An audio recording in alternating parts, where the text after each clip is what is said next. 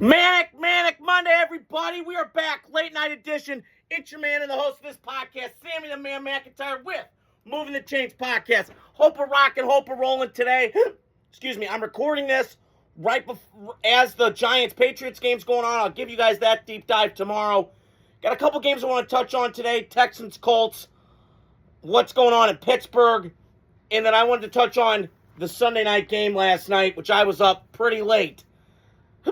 But I will get to all those games today. So I want to start with this. So, Broncos, Commanders last night in FedEx Field. That was a good game last night. A little boring to me. Two Oregon guys going at it. Marcus Mariota, Bo Nix. And my takeaway from that, I'll start with the Denver side. I can't buy in. I had one takeaway last night watching that game, and I kind of spazzed out for series. Denver, to me, is like a better Houston. To me. In terms of defense, both are elite. Both coaches are excellent. DeMeco Ryans, rocket ship, only getting better in Houston, in H-Town. And then Sean Payton, we already know the cachet that he has in the resume. Super Bowl, a lot of winning in New Orleans. Excuse me. But I look at both these quarterbacks, and they're both wild cards. Now, Denver is just weird to figure out. Because there's stretches with Bo Nix, I go, ooh, damn, yeah, all right. And then I go, what? So, very streaky to me in terms of what he is as a player. But he does fit Sean Payton perfectly. The coach quarterback kind of align. They're both old school, sons of a coach. So I buy into that with Denver. And this defense last night, I don't know. This is an off game. And listen, I get it. You're playing the Commanders. They're 3-8. Not much to play for. Kind of slept on them. Whatever. This was their Super Bowl. Kind of one last hurrah before, the season's just been a season from hell. It's all Commander fans, including my guy Kevin Craner. He knows it. It's rough. And so I get Denver's kind of like reeling, whatever. I get it. But when I look at Denver last night, they left me kind of wanting more. And it was a cool story last night. Alex Singleton, the linebacker, he had 6 tackles last night after battling cancer. I mean, what a tough son of a bitch. Awesome story. And even a better player. And I'm watching Surtain lock up McLaurin. It just felt great having McLaurin on the Washington side of it, and I'll get to that in a second. But to me with Denver, I'm just, they won, but I'm still kind of hit and miss. Bo Nix plays well when it's trailing time. But I want to see him put a full game together, because I'm telling you, I'm looking up, and if I'm having to pick a team, this is just me, and I know I'm a Raider fan, so I have to hate on Denver, but I give credit where credit's due. They're a good football team.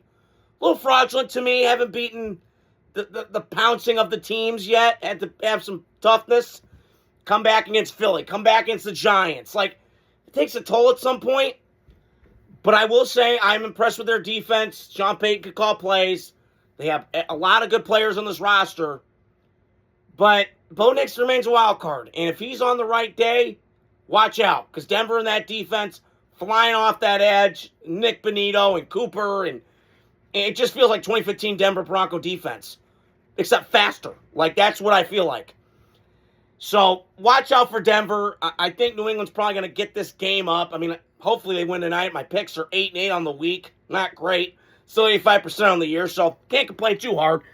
So there you go. And that's on my Denver side. And on the Commander side, it's just a lost year. I think you got to go in this offseason. Tell Jane Daniels, put 30 pounds of muscle on so we can absorb the hits. Lamar Jackson did this. Lamar Jackson was a string bean just like Jane Daniels. Every offseason, he just kept adding more muscle, adding more. Thickness, traps, the whole nine, just so we can absorb the hits. So if he does that, Jane Daniels, then maybe we got something. But if not, then you're going to be in the same predicament like you are with the Vikings right now, where you got a guy that you drafted high, but you don't know, can he play? I think he can, but he's always banged up. He's always hurt. So you don't know. And it was great, as I mentioned in the Denver take I had just a minute ago, that it was nice to see Terry McLaurin come back last night. He gave him a juice and a bolt offensively. and it helped Deebo Samuel out because Deebo's not what he once was. But I will say this. I watched the Commanders. Mariota can play. Now, he's a great backup. Not a starter because he still does some stuff wobbly with the throwing. It just was all over the map last night. Both those guys got accuracy issues for days. It's hard to watch. But with Mariota, he gave him some life last night. He can still move.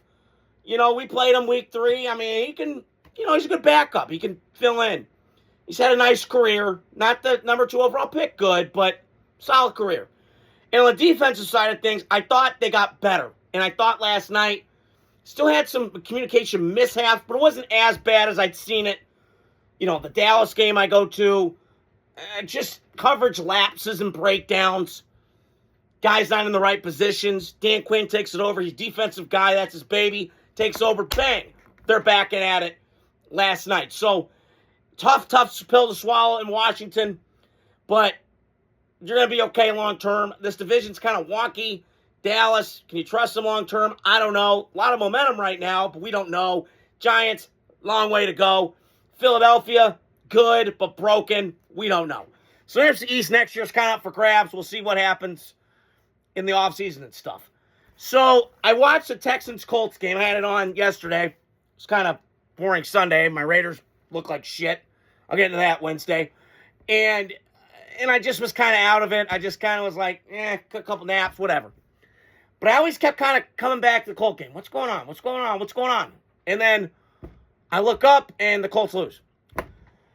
And Kyle had a great start to the season. The Colts had 7-1. They were riding high. Jonathan Taylor. And I still think they're a good team.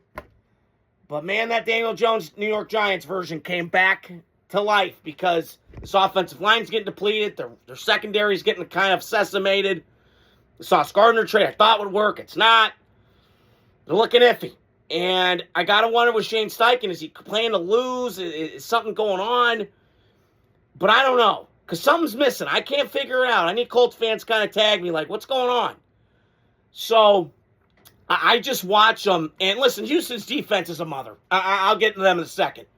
Because they are fantastic. Them and Denver are the same team. I'm dead serious. Now, I think Denver, out of 11 guys on defense, I'd say about 10 can play for any team. Not just Denver, but any team. When I watch Houston, all 11 guys can play for anybody. I'm dead serious. The 2 pass rushers, Will Anderson, Daniil Hunter, the Ladder kid, it's at corner from Georgia, and then Stingley, we already know, is a stud. And then the linebacking is solid. And the safeties are really good. Jalen Petrie's a fantastic player, nickel guy. Gets his head in, dirty player. Not dirty player, but like gets his hands dirty. Does the dirty work. Badass, tough guy. I mean, D'Amico, I can't say enough, and I'll get to them in a second. But the Colts got to figure this out because they had the driver's seat to the AFC. It's down here, man. You got to take advantage of the opportunities. You got to strike while it's hot. And I'm watching the Colts. They're reeling in front of my eyes compared to the team that I'm going to talk about right now, which is the Houston Texans. They are now in a playoff run? Possibly, because they were 0-3, kind of reeling. The last time they were 0-3 was 2018, 7 years ago, and they got in the playoffs. Now, they lost first round to Andrew Luck, whatever. But my point is, this Houston team is battle-tested, tough, physical, and it all starts with head coach. He's just, I root for certain guys in this league, and I root against people. That's a villain role, right? I'll get to that with Lane Kiffin tomorrow. But my point is, I'm watching the Texans, and they are just fantastic. D'Amico Ryans is a badass, tough guy. Comes from the Vrabel cloth. You just feel it. I feel his presence. I see it on the sideline. Like, ever since him and C.J. Stroud, bang. They've been in the playoffs all 3 years. So, the sky's not falling in Houston. It was kind of iffy early. Davis Mills kind of steadied the ship for a little bit. But I will say this with them. They got a run game. They're running the ball. This offense kind of gets a little bit more juice to complement the defense. Watch out. Because Houston, that defense is a mother. And I trust C.J. Stroud just a smidge more. Not a lot more than Bo Nix, but just a little bit more. But watch out. Because I'm watching the Texans right now. I do not want to play them if I'm one of these AFC teams. New England, maybe. It'll be a little hard. That could be a slugfest. 2 young guns going at it. Drake May and C.J. Stroud. That'll be an intriguing game. But I look right now, man, and I look up and I go, yeah, Houston's a mother. They're hard to play against. Hard to throw on them. Hard to run on them. Jonathan Taylor found that out yesterday. So, absolutely fantastic win for DeMeco Ryans and the Houston Texans. The Colts try and find their way to the winner's circle. Try and get their momentum back. They just feel like kind of reeling ever since that Pittsburgh game. They got punched in the mouth. So, they got to get that right. Okay, so moment of truth. It is the Bills-Steelers time. A snore fest of a game yesterday. And the Fire Mike Tomlin chants were screaming all about at Heinz Field yesterday. And my buddy Blake Adams is a big Steeler fan, and he's in the same boat I'm in. If I'm a Steeler fan, I am pissed this morning. It's time.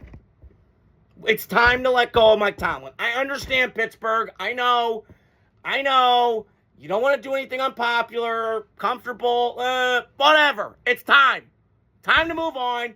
Mike Tomlin's had a good run. Can we stop with this nonsense? It's force fuel to popularity again.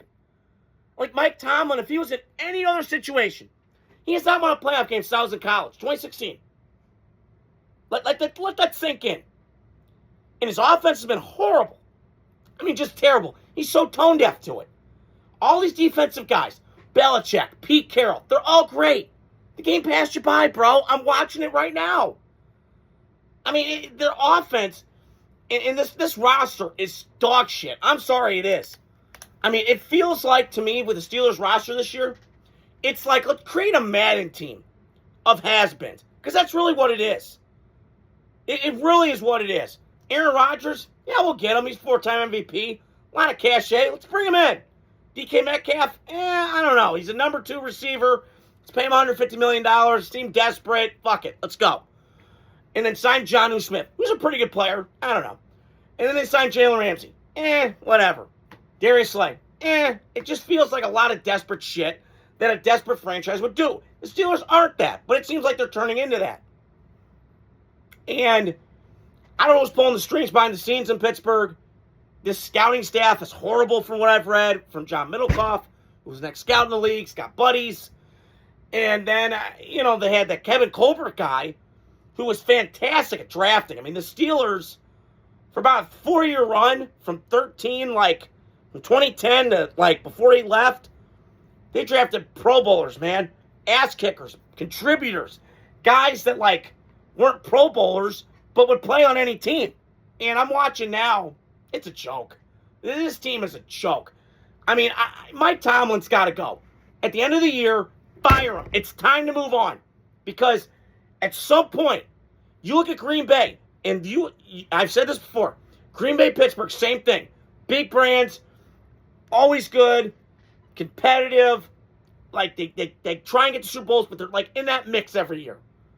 Well, I'm looking at Green Bay, they're lapping your ass.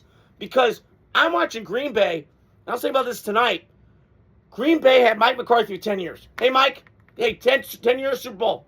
Bye, see you later, Godspeed. Good luck. And then bring in Matt LaFleur in, they're probably a couple down the road. Probably get rid of him. Who knows? So I'm watching Pittsburgh, and it just feels like there's this rudderless ship. Now, they're not the Raiders bad, but they have not won a playoff game. And I keep thinking, when was the last time they beat an elite quarterback in a playoff game? I can't remember. So, I just, to me, watching the Steeler game yesterday, I watched bits of it. And Aaron Rodgers, I give him credit. He doesn't have to do this. He does not. With all the cachet, and he's a 4-time MVP, and he's won a Super Bowl, and all this stuff, he doesn't have to do this. But he loves the game, and I get it. But this was kind of a weird situation from the jump. This feels like a better organized version of the Jets. Dysfunctional on offense, tone deaf, defensive coach. It feels like the same thing. And Aaron signed up for this. And I know he's bitching now about his receivers and blah, blah, blah. Whatever. I'm just telling you, I've seen enough of Mike Tomlin. And again, it's not a knock on him. Everybody gets fired. It's okay. I've been fired. People that I know and listen to this have been fired. It happens. It's okay. Pipe down, ma. It's time to move on from Mike Tomlin. He's had a good run. It's time to go. It's frustrating. I get it this morning. I mean, Steeler fans are Mediocrityville. It is. Bottom 10 defense. Always good early. Can't do shit near the end of the season. I've seen this movie. I just don't. At some point with Pittsburgh, it's time to be uncomfortable. Come on, man. Green Bay's uncomfortable all the time. Cutting edge, getting offensive coaches, bring ingenuity on offense. Pittsburgh's like static. It's like boring. So it's time. It's time to let go of Mike Tomlin. I know, I respect the hell out of him, but it's time. Stop with the forced field popularity. Stop pandering him. It's annoying. Pittsburgh, man, they just cracked me up. And I got to tell you, this roster, the new GM's awful. I got to be honest. He's not a good GM. I think Kevin Colbert was fantastic. And I respect the Steelers a lot more when he was GMing, when they had guys like AB. They had guys like Antonio, AB, and Le'Veon Bell, and Big Ben in his prime still. They were kicking ass, and their defense was solid. I look at it now. James Harrison said it. He's a good coach. He's not great. That's what Tomlin is. High on emotion. Doesn't ever get his teams ready to play the low bum teams. It's just what happens. And I just think it's time. I think it's time for Mike Tomlin to go bye-bye. And I think 20 teams will line up for services. Hell, the Giants would. Miami probably would, just to stabilize. He'd be good there, too. Some guy at times it's just time to move on. It gets stale. The message gets flat. That's how I see it. And I say that on the contrary to the Bills. Because I'm watching yesterday, too. I think it's time for them to move on, too. Because yesterday, to me, was absolutely embarrassing. You were up 3-0 at halftime. Are you kidding me? What is that? With Josh Allen, James Cook, and all this, and you're up 3-0 against the Steelers? This is not the Steel Curtain defense rolling out Mean Joe Green and Mel Blount and all these guys. They're reeling out like you, me, and a bunch of bombs and a bunch of has-beens. And you're telling me you couldn't score more than 3 points? Shame on you. And then once again, Josh Allen broke a record yesterday. 76 touchdowns all time. I got it. At some point, Buffalo, you need to stop. Stop doing this to yourself. You need to build around this fucking guy, this superhero, which Josh Allen is. And Todd Opusich, to me, he owns his, I think it's the best gym in Fort Wayne. I'm giving him a shout out because it's fantastic. And he's like, yeah, the Bills got a run game. Yeah, they do. But it's like, why is that not consistent enough? I keep wondering that every time I watch a Bills game. Because I love watching Josh Allen. He's Mahomes, Stafford, like just all-time talent. But they're underutilizing him. And it's 8 years in and they still have not gotten no Super Bowl. Come on. Don't tell me the division's been hard. You had it made for 5 years. And you think it's hard now with New England coming up? Huh. Believe me, I watched a little bit ago. New England's kicking the Giants' ass right now. And by the way, this is not the best New England team that they're going to have. Just like Harbaugh, just like Sean Payton. Yeah, they're going to overachieve this year. Wait till they get a draft going in their war rooms. You watch out. New England's coming. They ain't leaving nowhere. And if maybe the Jets ever get their shit together, maybe they can be competitive. And then Miami. Like, your run was over, Buffalo. You had your window. You pissed it down the leg. I just can't anymore root for, can't pull for Sean McDermott. It's time. It's like Mike Tomlin. It's time to move on. He's been there 8 years. You're not getting any more. It's time to move on. It's just embarrassing. Both those franchises are in the same rut that they've been in the last few years. And I respect defensive coaches. But I'm watching D'Amico, and he's got them rolling. There's an energy. There's a presence. Sean McDermott feels like an asshole. He just does. He feels like a dick. So I'm out on Sean McDermott. I'm out on Pittsburgh. Get new coaches. It's time. Hey, Buffalo, Brian Daboll, call him tomorrow. Bring him back for Josh Allen. Because when him and Josh Allen were together, fireworks, magic. Magic happened. So last game I wanted to touch on was kind of a sleeper. It was Rams had that big win. And they've traveled to Carolina, East Coast time. Raiders did that trip 2020, so it's kind of different. It was a potential rainstorm, and it was kind of crappy weather. But I'm watching yesterday, and if you're a Panther fan, you should be happy this year. Because you've impressed me. You really have. And I like Dave Canales a lot. Bryce Young drives me crazy. And I don't know if he's your long-term future, but he's serviceable. I think he's a bridge. But I'm watching him yesterday. I wrote these stats down. Bryce Young on third down yesterday, 8 of 10, 162, 3 tutties, and a perfect quarterback rating of 158.3. That's fantastic. And they ran the football yesterday against a really, really good Rams defense. Really, really good. Now, they struggle a little bit in the meat of that defense, but it's still a solid defense. They can attack. They are. Now, the only knock on the Rams is their back end's kind of shitty. And, not going to get like Deion Sanders and Charles Woodson in their prime at the corners. It's just how it is. Only a few teams in this league have great corners. Houston, Denver, that's it. That's about it. So, I'm watching yesterday with Carolina. And I like this coach. And I like that they're quiet. They've always been kind of a quiet franchise, but when David Tepper was running his temper tantrum, little wordplay, they were kind of noisy. Bryce Young got there, wrong place, wrong time. I thought, bust. Oh, shit, what are we doing? But I'm watching right now. Bryce Young looks comfortable. Now, game in, game out, he's inconsistent as hell. But this run game's solid. I like T-Mac. He's flourishing. He is balling, man. And he's a big play target for him. For Bryce, I'm fantastic. They got the 2 tight ends. They're just a lot of things going right in Carolina. Their defense is feisty. Carolina's going to be a tough out. Now, Tampa Bay, they still got to play Tampa. That's the crazy part. Who would have thought this before the season started? I'm like, whoa, I thought Carolina, I put them third in my division rankings. They're kicking ass. And I look up today, Stafford threw a pick 6. He threw a couple picks. I'm like, uh-oh. But I look now and I go, damn, Carolina's feisty. And they got this team fighting. And Derek Brown made plays yesterday. They're going to get J.C. Horn back. Carolina, watch out. Now, can they continue this momentum and consistently do it? That's remains to be seen. But right now, as a Panther fan, it's a pretty good story. And I'm liking what I'm seeing from Dave Canales and the crew in Charlotte. And on the Rams side of things, last but not least, that was an off game. I get it. Cross country, body clock's off. I don't know. But I'm watching Stafford yesterday. He's still solid. I mean, he makes throws that my jaw hits the floor. And he is. He's in that Marino, Elway, Favre arm talent. You just can't find it anywhere else. And I am so happy he got the right situation, right place, right time. I loved him in Detroit, but it was just bad. And he finally got a kingmaker with Sean McVay, the Rams culture. Everything's been fantastic.